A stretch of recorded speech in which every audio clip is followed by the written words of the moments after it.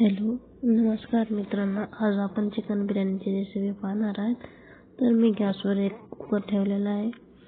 त्यात 4 पळे तेल टाकलेलं आहे आणि तेल चांगलं गरम झाल्यानंतर त्यात खडे मसाले परतून घेणार आहे. खडे मसाले परतून झाल्यानंतर आपण त्याला छान सुगंध येईपर्यंत परतून घ्यायचं आहे.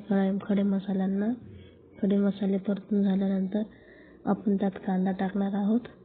कांदा पूर्ण गोल्डन ब्राऊन होईपर्यंत त्याला तळून घ्यायचे आहे. चला तर मग आपण कांदा परतून घेऊया.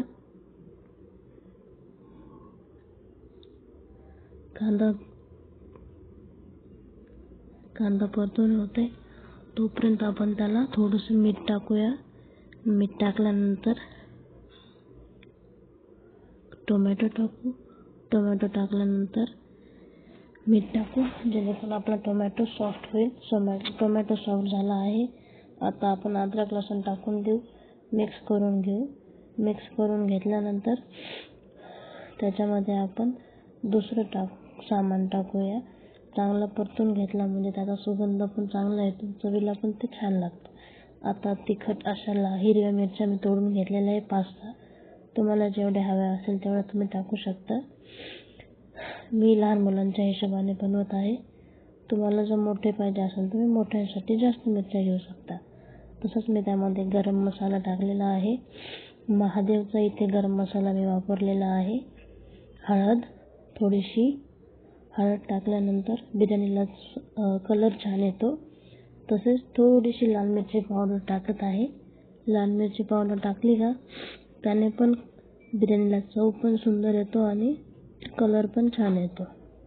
ते आता मी मिक्स करून घेत आहे. सगळं चांगलं परतून घेते.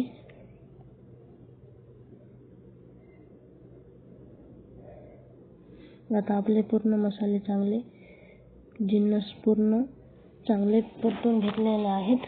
आता आपण त्यात थोडंसं आणखीन परतून घेऊ. त्याचं छान तेल सुटेपर्यंत आपण त्याला परतून घेणार आहोत.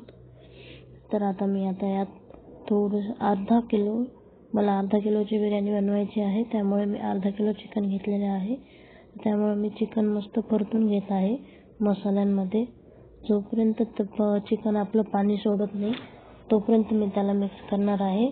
थोडीशी त्यात कसुरी मेथी घातली आहे मी. कसुरी मेथी पण छान मिक्स करून घेते.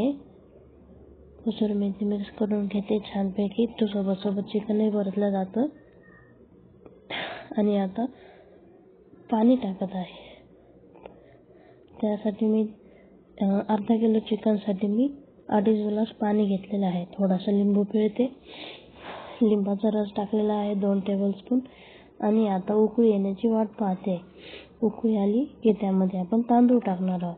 हा मी बासमती राईस घेतलेला आहे.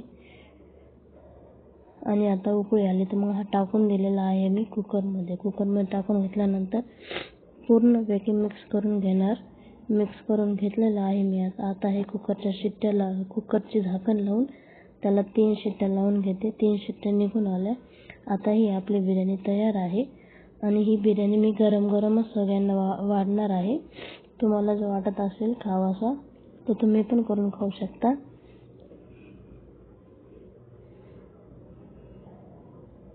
So this is my biryani. Please like, share and subscribe to my video if you like it.